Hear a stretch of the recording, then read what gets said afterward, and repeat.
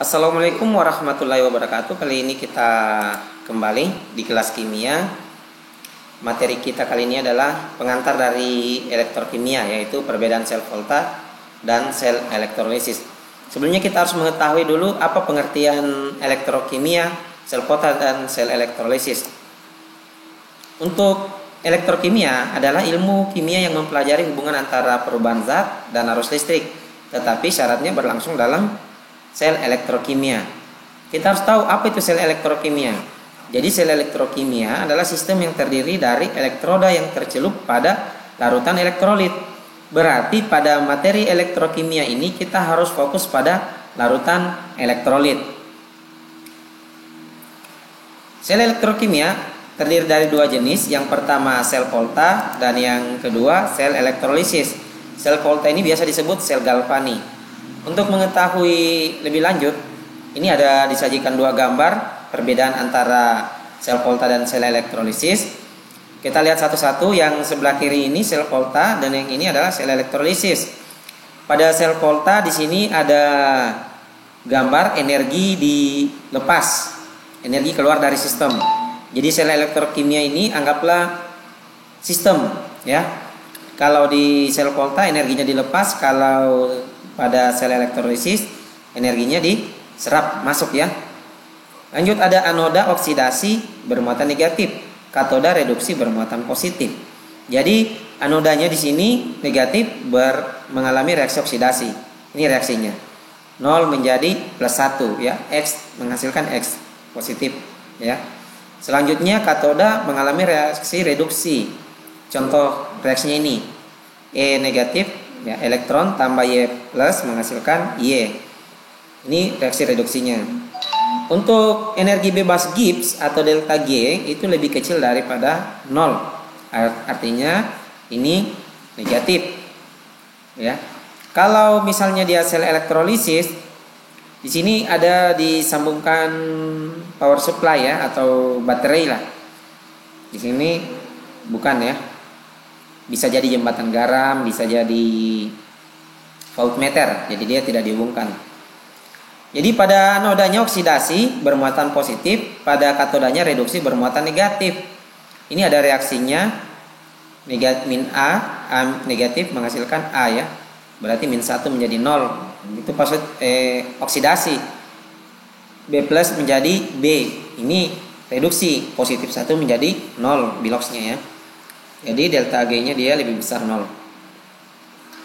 Untuk memudahkan ada cara menghafal, ya. Hafal saja karmin elek. K itu katoda, R itu reduksi, min itu negatif, ya, min. Elek itu elektrolisis.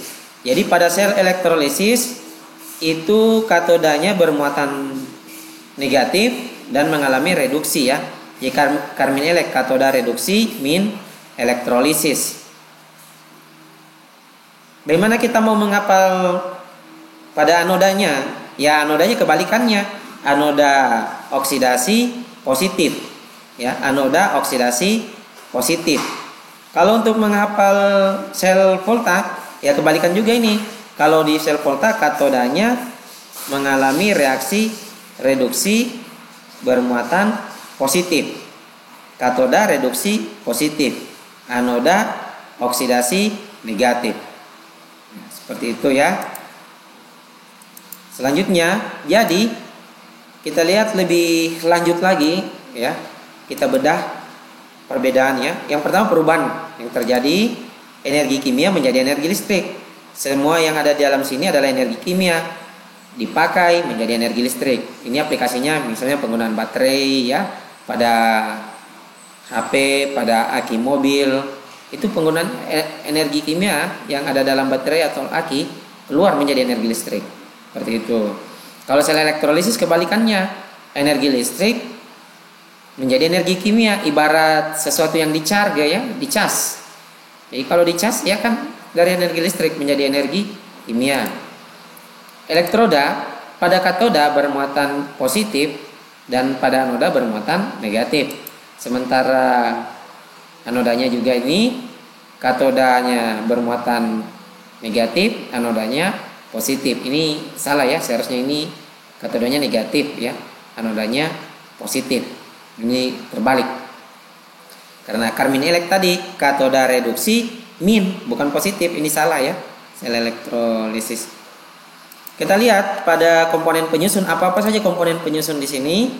Yang pertama ada katoda. Terus ini anoda. Selanjutnya katoda, larutan. Di sini ada jembatan garam ini. Ini lihat, ini jembatan garam. Ini seharusnya ada jembatan garam sini. Lalu ada kabel. Lalu ada voltmeter untuk alat ukur ya, bahwa jembatan garam ini memiliki fungsi sebagai penetral larutan yang ada pada katoda dengan anoda. Selain itu menjadikan ini sebuah rangkaian listrik tertutup, sehingga voltmeter bisa terbaca berapa beda potensial yang ada di dalam sini. Selanjutnya pada sel elektrolisis ini katoda ya, ini anoda, terus ini larutan elektrolit, terus ada sumber arus, inilah yang membedakan. Lalu ada kabel ya. Semoga bermanfaat tentang perbedaan sel elektrolisis dan sel volta ini. Saya akhiri. Assalamualaikum warahmatullahi wabarakatuh.